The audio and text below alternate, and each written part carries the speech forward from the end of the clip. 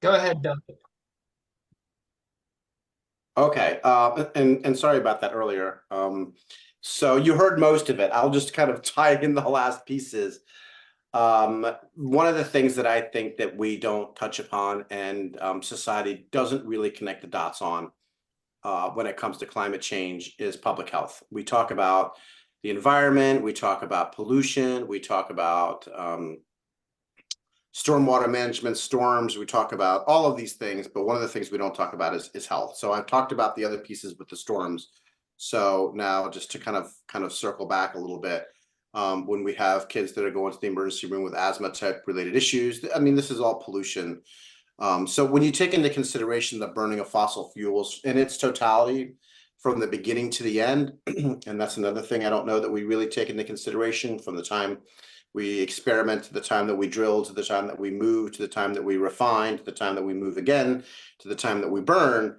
You're talking about a lot of damage to the environment. And quite frankly, all of us pick up the bill. We're the ones picking up the bill, not the fossil fuel industry. The fossil fuel industry that's known since the 70s that this is exactly what is happening. And they didn't care. As a matter of fact, they did everything they could to cover up their own scientists' work in order to continue to put profits above everyone else. So what this bill does is it's a little it's a little similar or akin to kind of the tobacco settlement. It says, look, you've known that tobacco has been causing cancer for a generation or more, and yet you have lied about it and did everything you can to cover it up. So in this case, it's the same thing. The fossil fuel industry knows what's going on, and why should society as a whole suffer? Why should society as a whole pay for it? And what this says is, Maryland Attorney General, go ahead, go after the oil companies, go after the big oil companies. And it lists a series of oil companies, including Saudi Arabia, Aramco, China Oil, some of the really big oil companies around the world that have known what they've been doing for quite some time. It only goes back, I think, 20 years. It doesn't go back 40 years. And one of the, I guess, big concerns that has been talked about is whether we can go after companies that don't have assets in the state of Maryland. And the answer is we can. We can go after assets in other states to force them to pay. So this would generate about $9 billion worth of revenue for the state of Maryland to be used in a variety of ways, but a lot of those are climate change ways, environmental justice, and public health, converting to renewables, that kind of thing. It's pretty simple in its concept, and I will tell you it'll take a while for Maryland to see this money. But as all of us have already heard, and we know, we have some pretty big budget shortfalls coming. So this, while it might not pay us dividends in the first year or two, because it'll probably go through some lawsuits, I think it eventually will.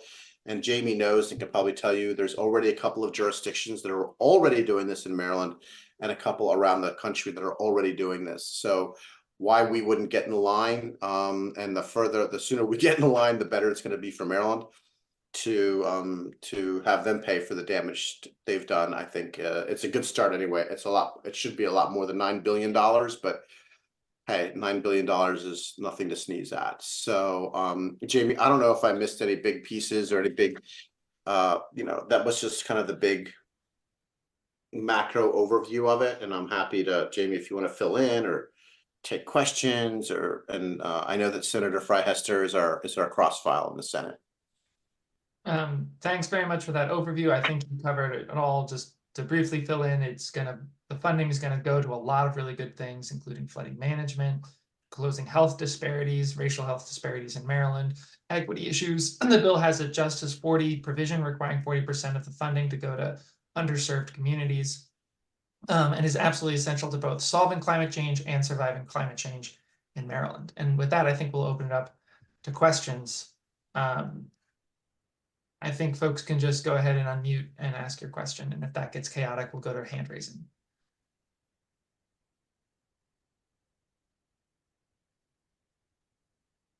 John. What other jurisdictions around the country have already done this? So to jump in on that, there's multiple jurisdictions across the country that have sued fossil fuel companies and are bringing lawsuits to make them pay, which is sort of a litigative avenue. And this is a legislative avenue to the same end. There are 4 states across the country that have introduced this legislative avenue. It's Vermont, Massachusetts, New York, and Maryland. This policy passed the state legislature in New York last year, and we're hoping we'll get all the way in New York and in Maryland this year. And this policy was first introduced by Senator Van Hollen in Congress, where it almost became part of the Build Back Better Act. Probably if Build Back Better had stayed big and passed, it would have. But as we all know, it shrank, became Inflation Reduction Act. And we got what we got, didn't need revenue raisers. So that's really the origin of this policy and where it's been introduced elsewhere. Thanks for the question.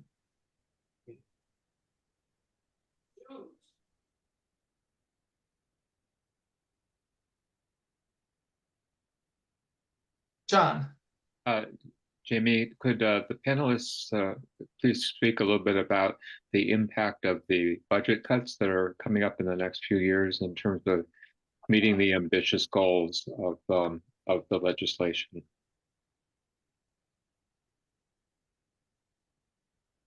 Who do you want to take that? So as we know, Maryland has committed to investing in our public education through the Blueprint for Maryland. Public education is absolutely vital and one of the best investments that we can make as the state. And it costs money, and we have a constitutional mandate to have a balanced budget. The state is projected to have budget shortfalls in the coming years. And as a result, we need to raise revenue. On top of that revenue that we need to raise to fund our public education, we also need to, as John said, and as David Hidalgo has said, we need to raise additional revenue to fund our solutions to the climate crisis. Maryland Department of the Environment, we've heard, has said that we need about $1 billion a year in new spending on clean energy in order to meet our 60% reduction by 2031 mandate.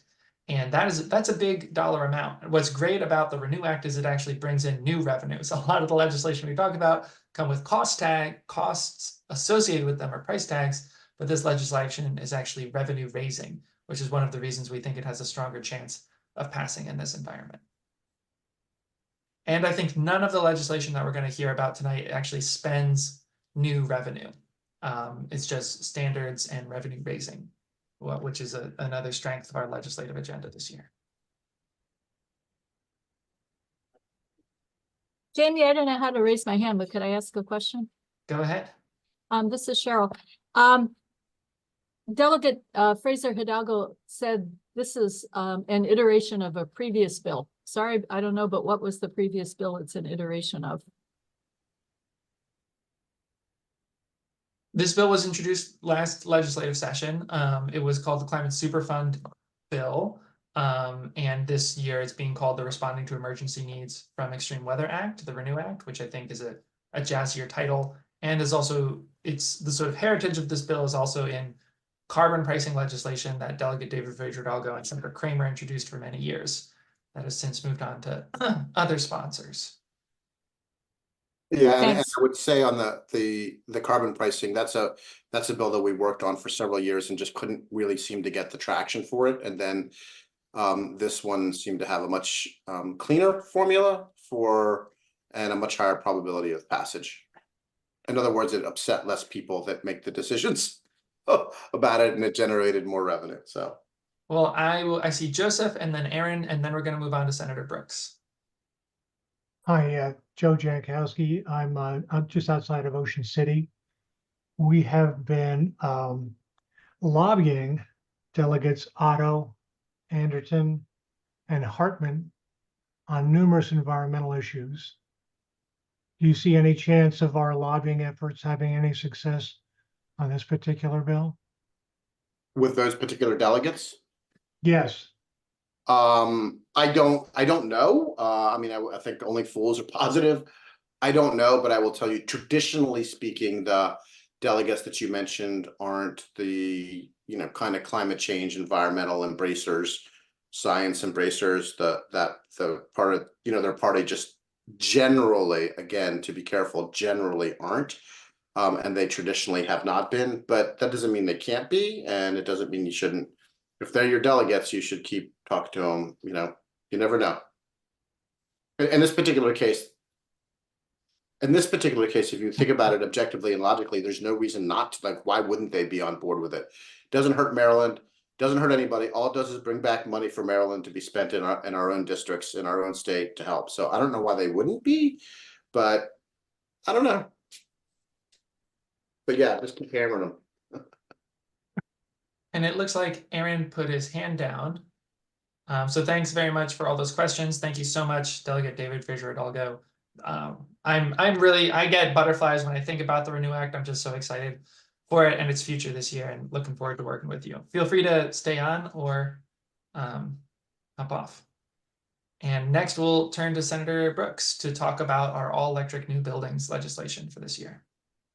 Yes, indeed. Thank you, Jamie. And yeah, the bill that we're proposing is all electric on all new building, and the benefits, some of the pros of that is that the number one is the environmental impact.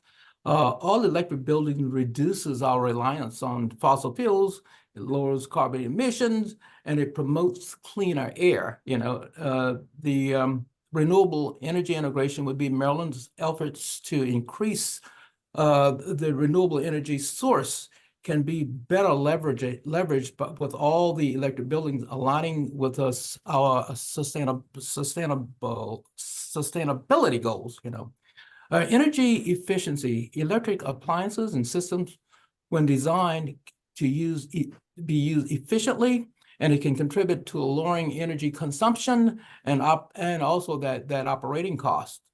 Now, here again, some of the major benefits here would especially with the lower cost, because as we know, with increased carbon usage, the temperatures are rising, the seas are rising, the utility rates are rising, and by lowering that carbon usage, the CO2 usage here again, these rates can come down, and here again, the overall benefit here is to make sure that from the health perspective as well, that we can promote the health and welfare of the people, especially the LMI folks who are on the lower end of the economic scale. And as we did when we got the bill passed for the pilot bill for community solar, that we had an LMI component in that bill, which meant that 40% of those savings would go to people on the lower end of the economic scale. But here again, better health, a safer climate, and as we know that when the air is cleaner, the grass is greener, the water is clear, and the people are there. So that's the overall impact of that. So yeah, but we know possibly some of the cons would be that initially there are going to be some increases in costs making that transition. But in the long run, we as a state will definitely benefit from going all electric. And of course, and that will be, I think the one carve out here would be that for cooking, but all the other heating needs that are going to be utilized here would be from an all electric source. And I'll entertain any questions if you have any.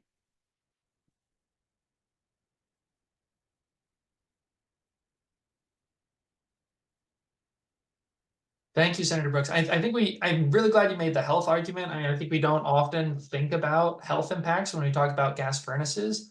I learned a stat recently that blew my mind, that air pollution in Maryland from gas furnaces is 3 times greater than air pollution in Maryland from power plants. All the power plants combined is less than the air pollution from gas furnaces. Every one of us who has a gas furnace, it vents outside, and that pollution is a little smokestack, and millions of those smokestacks really add up. So that by requiring new buildings to be all electric, we can improve our air quality. Annie and Bill, and then Kevin.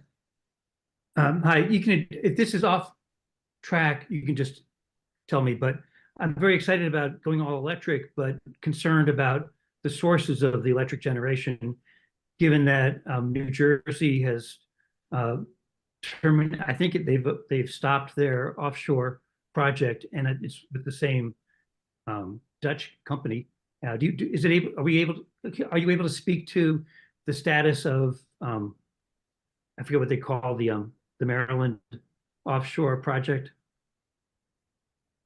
Okay, as far as I know, you're talking about the offshore, the wind project. Yeah, Yeah. that is still on. I haven't heard anything to the contrary, but that project is still on. Yes, Good, thank you. sure. And an important caveat on that I'll add is that while there are fossil fuels on our grid today, a heat pump on today's grid is already emits less emissions than a gas furnace. Heat pumps are 300% efficient. So even theoretically, if you had a grid that was entirely powered by natural gas or methane gas, as we like to call it, and you use that electricity to power a heat pump, you would still heat your home with less gas than with a gas furnace. So heat pumps are good, even with the grid that we have, and they'll only get better as we continue to clean up our grid. And FYI, I have heat pumps at my house, not old heat pumps from the 80s or 90s that people think about that cannot get heat out of the air below 35 degrees. The heat pumps I have get hot air below 0 degrees. So I gave up all of my propane. I gave up everything. I don't need to burn fossil fuels at all, and neither does anybody else. You have to pay a little bit more for the heat pump, but then you're free. Mm-hmm. Yeah. You know, and one other thing too, when we go to all electrification, when you think about the benefits of the solar panels, the photovoltaic, you know, Maryland being a net metering state, you know, any electrons that we generate over and above what we consume goes back to the grid, you know, and you get a credit for that, you know, when on that, you know, at the end of the year when you do your true up with your supplier, you know, you get a credit, you know. So that's the major benefit. And when we talk about that, you know, the energy source is inexhaustible. We're talking about the sun, you know.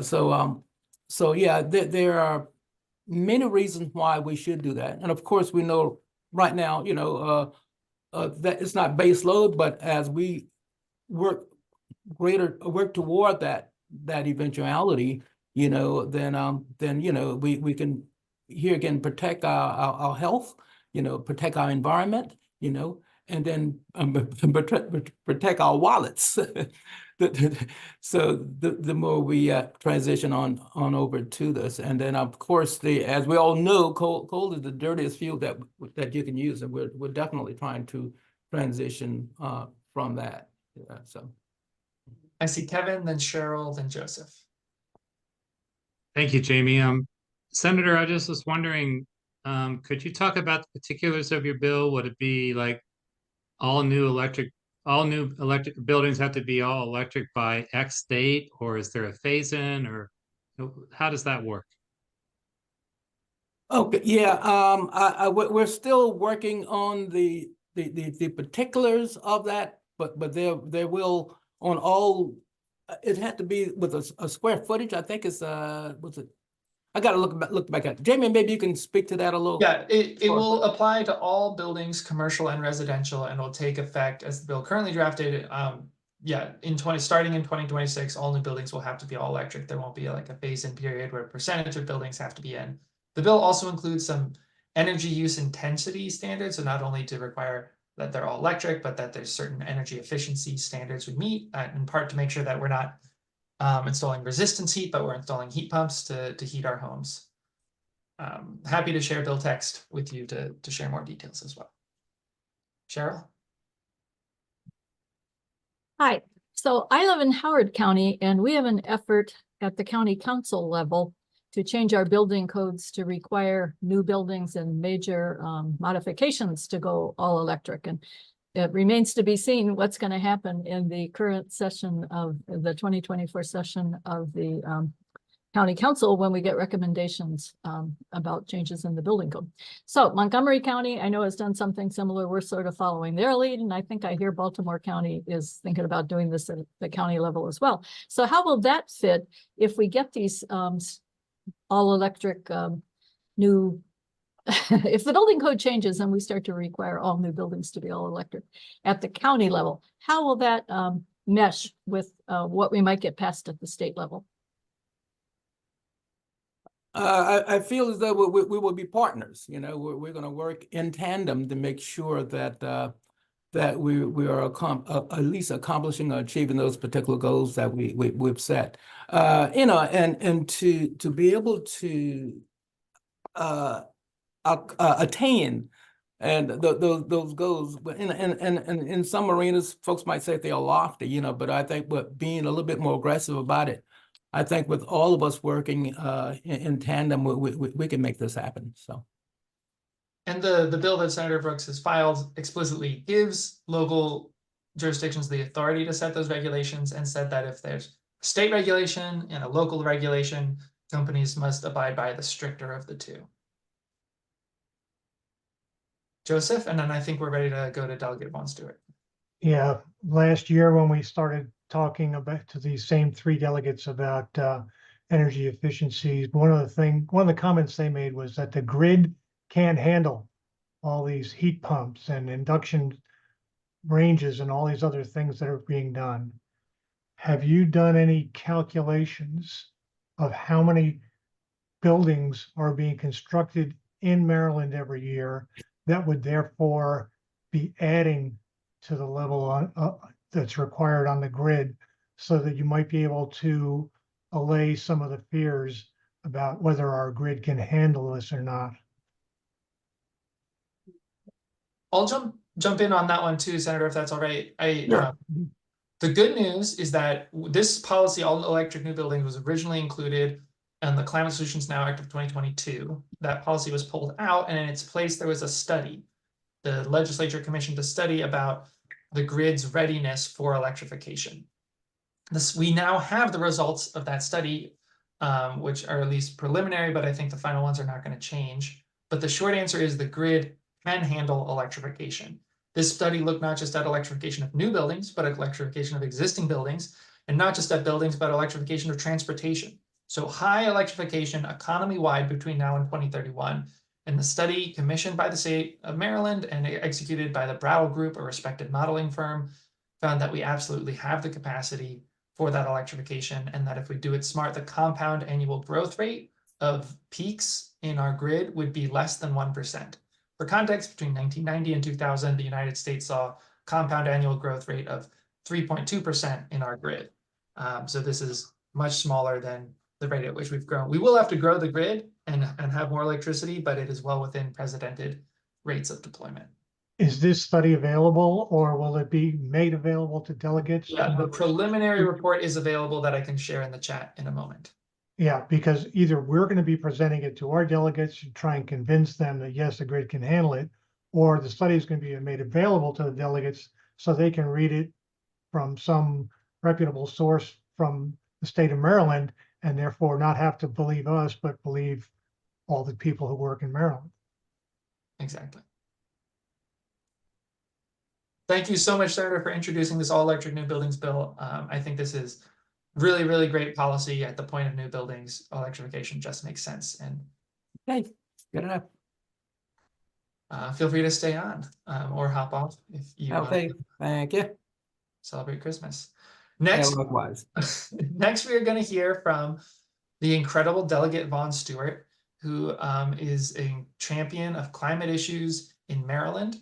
One thing that we at the Chesapeake Climate Action Network and many other organizations across the state, I know many people on this call have been working towards for many, many years, is getting trash incineration out of Maryland's renewable portfolio standard at long last. Delegate Von Stewart is our main champion, taking that issue up on the House side in the legislature this year, and he's going to talk to us about his bill. Thank you, Delegate Von Stewart. Yeah, thank you very much, Jamie. I appreciate the invitation to join tonight. Thank you all for joining and hearing me out for a couple of minutes on a legislative idea that, as Jamie alluded to, has really been out there in the ether for years and years. And there have been a number of trials and tribulations to essentially try to clean up our renewable portfolio standard. So as y'all know better than the vast majority of the population, Maryland's RPS is in some ways our landmark clean energy program.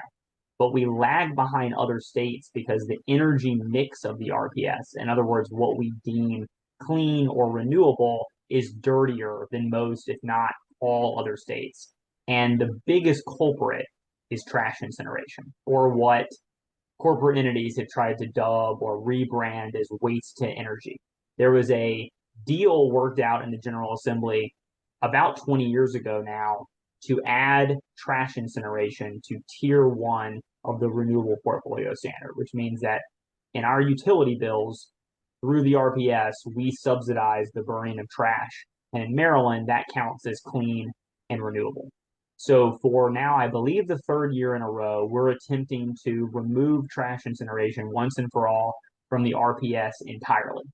And there's a little bit of a wrinkle in this year's bill in which that in the sense that we are targeting trash incineration wholeheartedly. In past iterations of this bill, there were multiple dirty energy sources that we were trying to scout out of the RPS all at once.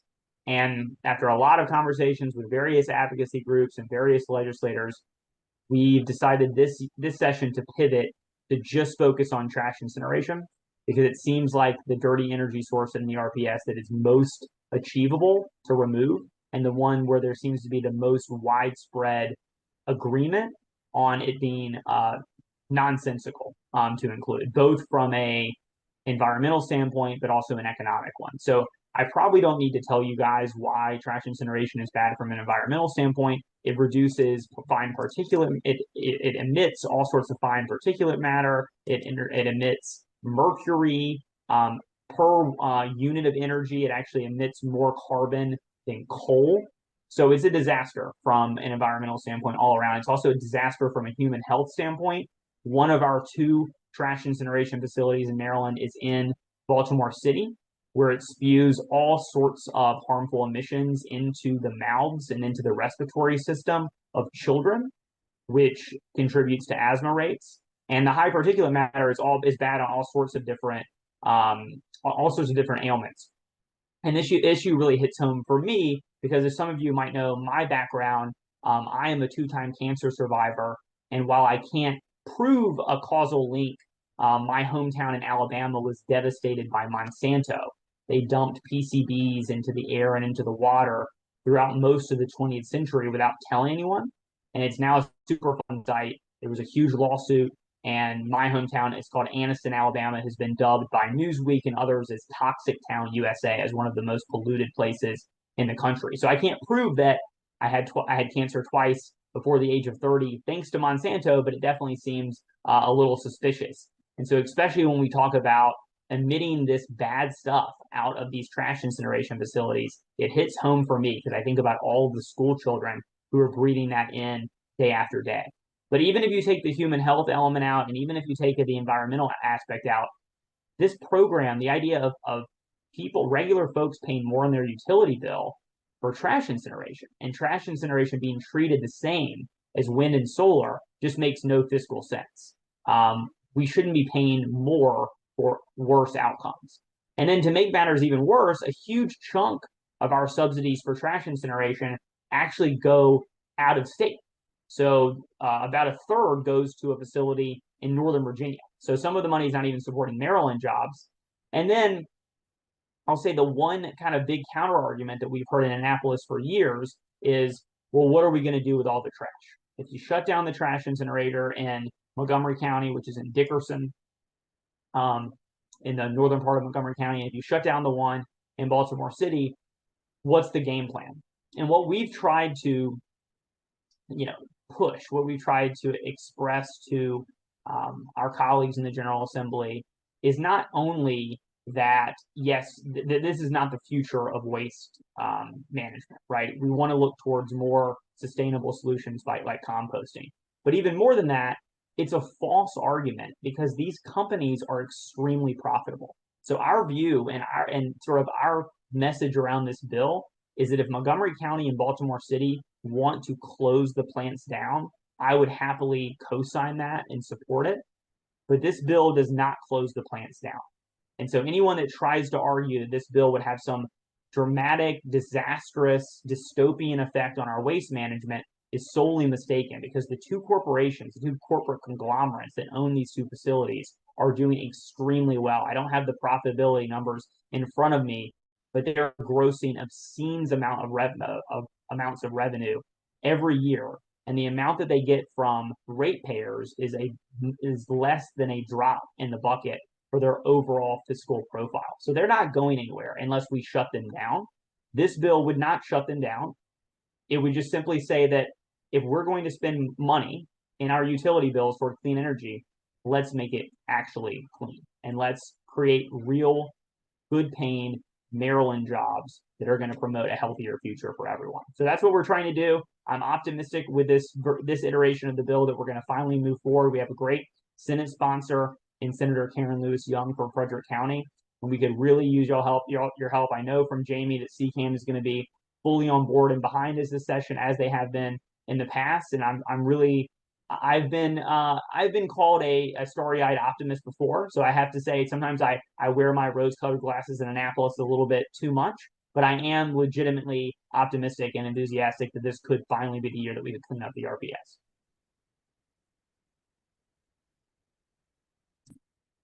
And yeah, happy to take questions. Joseph, go ahead. Okay, as it turns out, Ocean City, Maryland disposes of its trash by sending it to Pennsylvania to an incinerator. Would that be impacted at all by this bill? Or could it somehow be incorporated into this bill to reduce that? So it's a good question. To my knowledge, and maybe this is just because I don't know how new the Pennsylvania facility is, I do not think any of our RPS dollars currently go to any facility that's not in Maryland or Virginia. But I don't know of any reason offhand why that in the future, why they could not be shipped to Pennsylvania. So I think that, I would probably have to defer to someone who knows more about the Pennsylvania facility to tell you for certain. But I would think that I couldn't think of any reason why our subsidy dollars couldn't eventually go to prop up the Pennsylvania facility. And so if we turn off the spigot this session by saying no more dollars to any trash incineration facility, then it could mean leaner times for the Pennsylvania facility, which could mean that Ocean City has to find a new solution for this.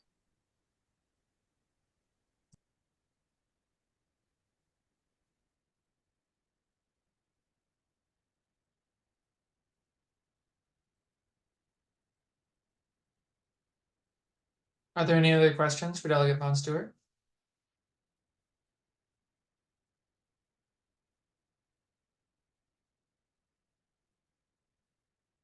Thank you so much, Delegate Stewart, for championing this bill. I think we've all been around the rodeo a few times with this bill. So, yeah, this is not a matter of first impression for anyone in this Zoom room. I understand.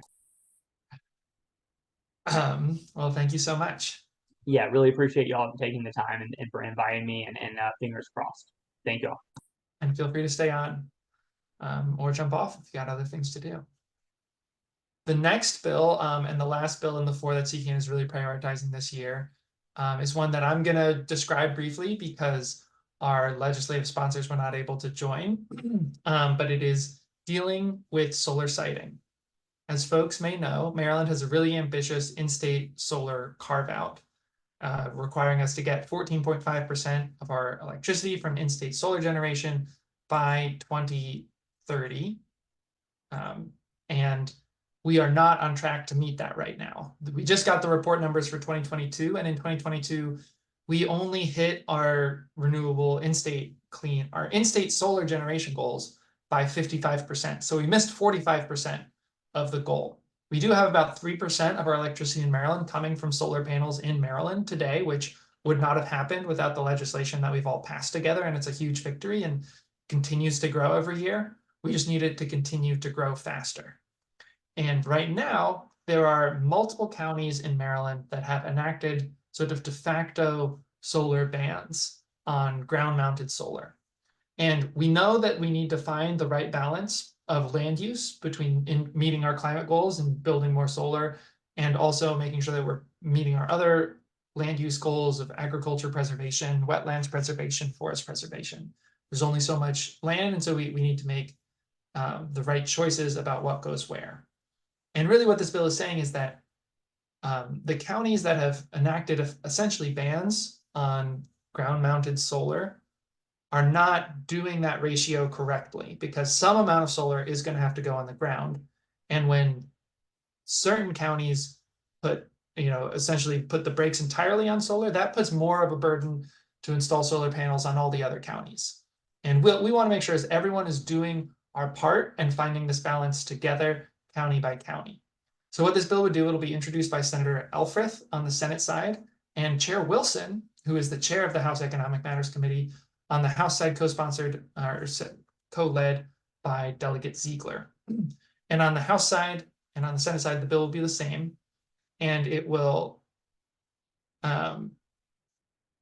it will require state agencies to develop a model permit design for permitting. So you still have to go through a permit process and get approved to build your solar project, and you have to meet certain requirements, and can and can't go in certain places. And then once that model permit is created, every county will have to adopt that same model permit design. Another big barrier for our solar installers right now is there are 24 counties and there are 24 application processes, and they are all different and they all change constantly. It's a huge, huge burden to navigate all 24 of them. This bill will make one that is uniform and follows best practice as informed by the counties and the state and the developers and the land preservationists. And so all counties will adopt that. And then once counties meet certain thresholds of electricity generation, then they can actually go back to setting their own rules for how solar is sited, with some guardrails on it, meaning that you can't have a entire bans on your entire county on solar in the way that some counties do today, but they'd have more ability to create their own process. So there is some give and take with Maryland Association of Counties, who strongly doesn't like the state telling them what to do. But there's the compromise is that everyone will have to follow what the state comes up with to a certain point. And after that, there's a promise of you as the county will have authority over your own permitting process after that. And if every county meets their threshold, by which point they would have autonomy again over their permitting process, then we will meet our in-state solar goals. And that is really, that's what we're looking towards in the bill that we're hoping to introduce.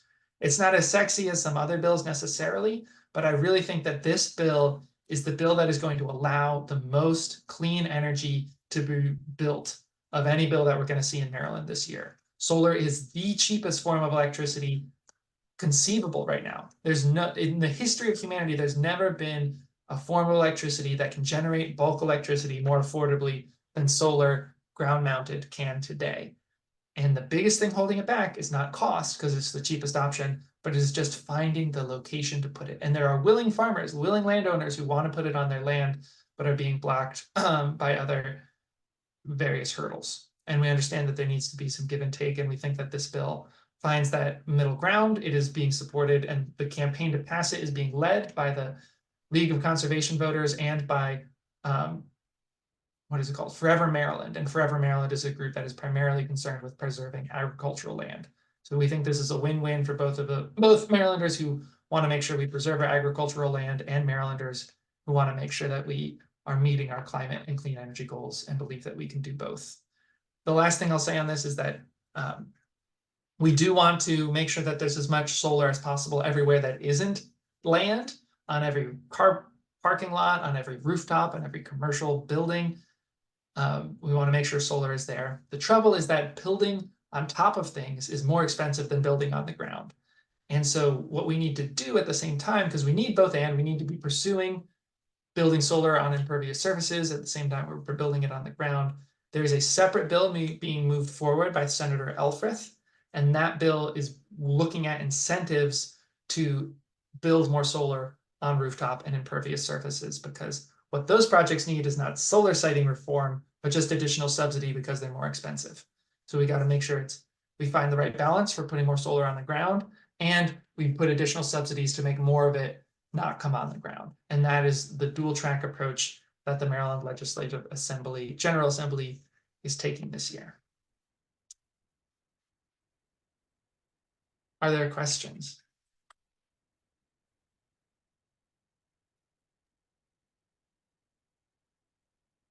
Jamie, you packed a lot into that explanation, but it was really cogent, and I really appreciate that. I do have a question about whether or not there's anything like a summary sheet or information sheet that is in the process of being developed to describe the two different pathways by which we're going to increase solar energy usage. We don't currently have a fact sheet about the two pathways, the solar siting and the solar incentives. The bills are still being finalized, what's actually in them, but we will be sure to create that content soon and send it around once we have it. Sorry that we don't have it right now. Thank you. Annie and Bill, I'm glad you like the bills. I agree. I think that this is a year we're going to have a bunch of really good bills get passed.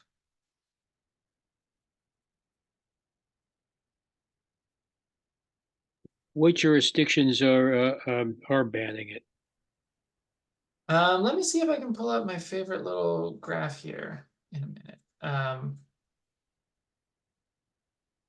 I think Anne Arundel is one. Anne Arundel, I think, passed a requirement that every solar facility over a certain size has to be built more than 10 miles away from any other solar facility of that size. And if you draw that diameter circle, there's basically an entire county is currently covered with just 2 or 3 projects in there. And so there's can't build more. But let me see if I have a graph that shows where they all are. If anyone else has a question, feel free to jump in.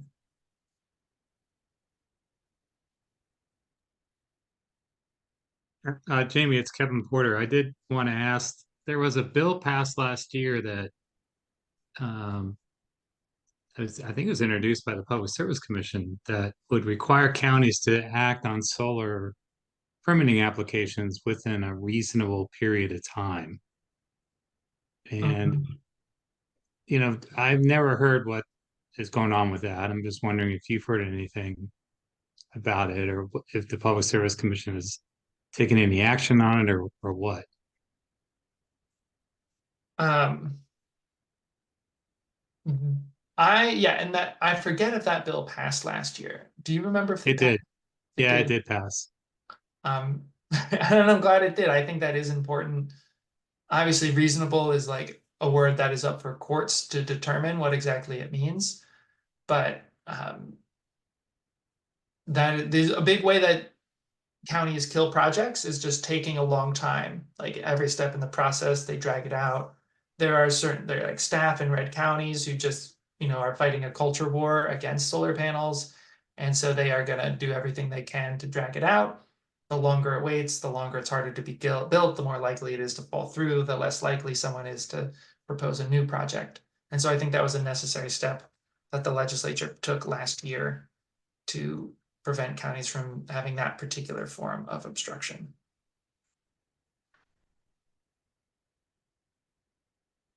Okay, I've got my graph here. I'm going to share my screen.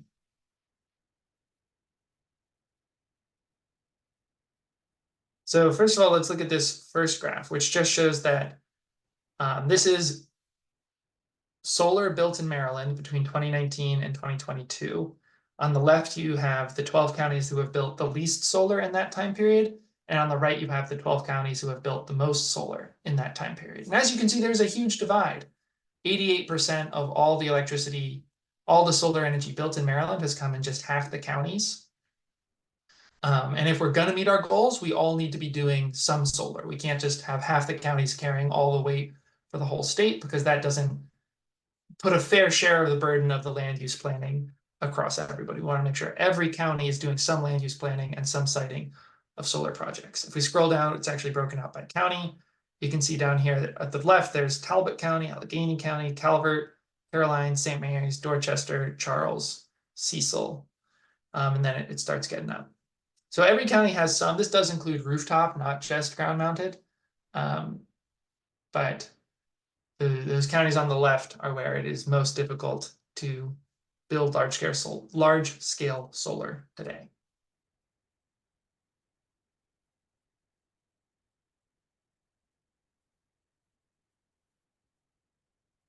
Well, we're coming close on time, and we have a few more things to cover, including the most important way that everyone on this call can help get these great bills passed, and most especially the Renew Act, which is coming to lobby night. I'll turn it over to James to talk a little bit about lobby night this year. All right. Thank you, Jamie. And thank you to everyone else who's spent their time on the call or presenting on the call. Yeah, but we do have a great bunch of bills, to paraphrase Annie's bill, and we need to get them passed. And the one of the most efficient and effective ways to do that is to talk directly to your representatives. So CCAN is doing an in-person lobby night on February 19th of this year, of next year, this year, of next year.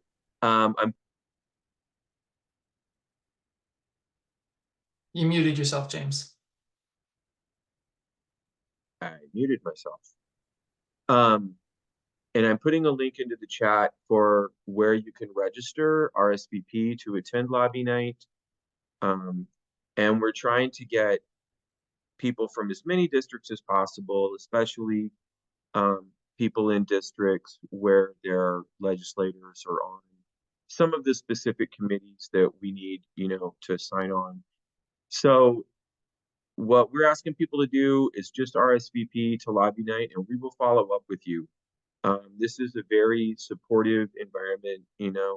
If you thought like, well, I don't know if I can do this, or I don't know if this is the thing for me, I would encourage you to challenge yourself, to move into what we call the learning zone, where you're slightly uncomfortable, but you're not really uncomfortable.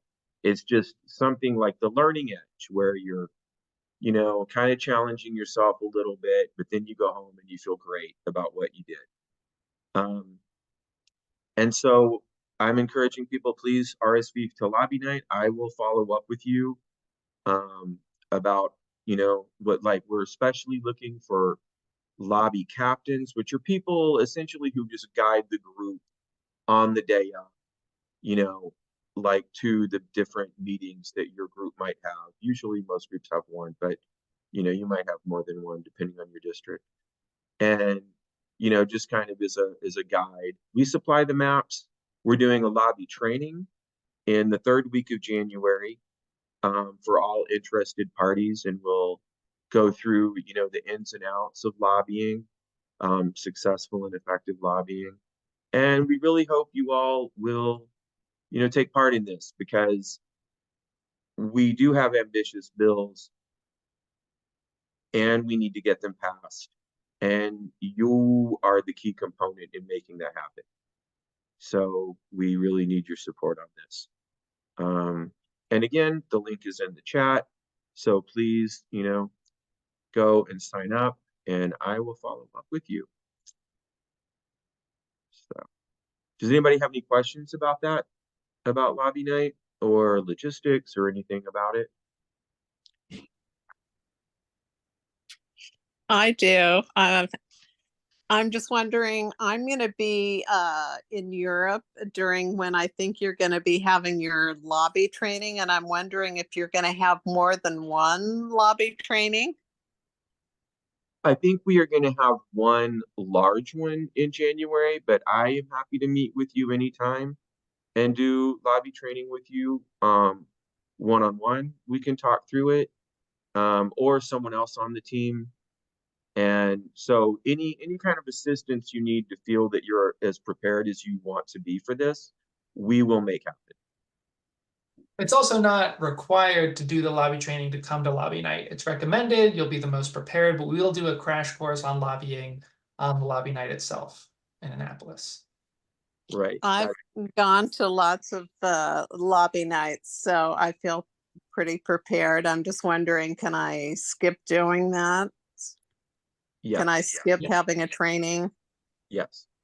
Yeah, the training is not mandatory. The training is only for people who feel like they want more information or more support around lobbying. If you feel like, if you've done it before and you're like, yes, I got it, that's no problem.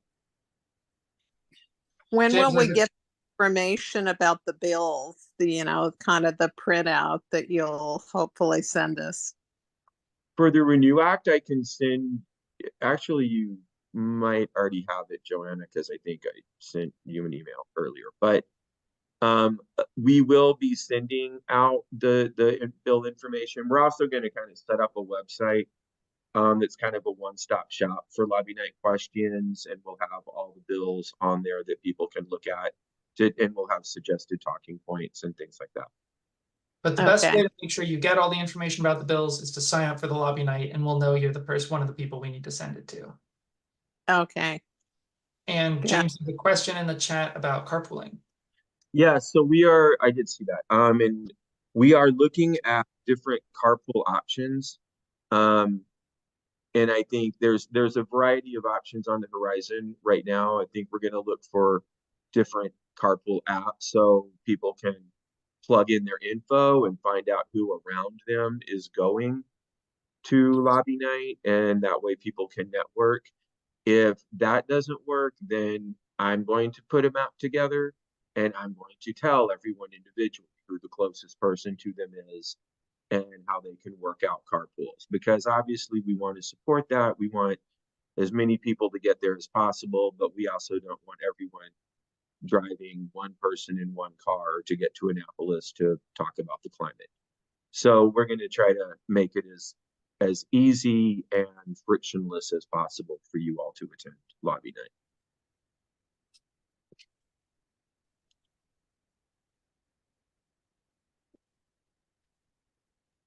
Are there any more questions about lobby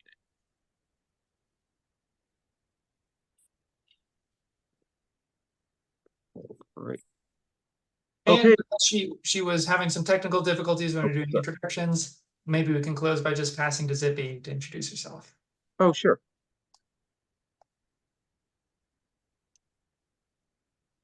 Hi everyone, I am Zippy Horowitz. I am CCAN's new organizer in the Baltimore area, and I am excited to work on all of these priority bills with you this session, as well as a bunch of organizing in and around local issues in the Baltimore area.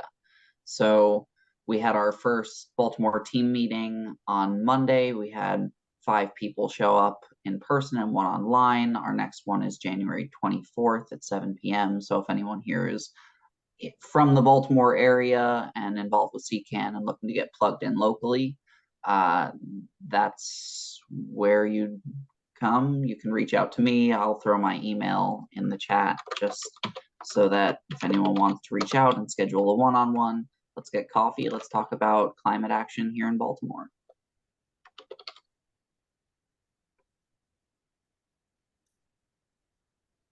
Thank you, Zippy, and thank you to everyone, and thanks to Senator Brooks and Delegate Fraser Hidalgo and Delegate Von Stewart for coming and talking about the bills they're championing.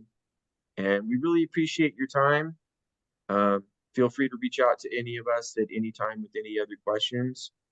And with that, I will bid you happy holidays and adieu. Happy holidays. Good night. Happy holidays.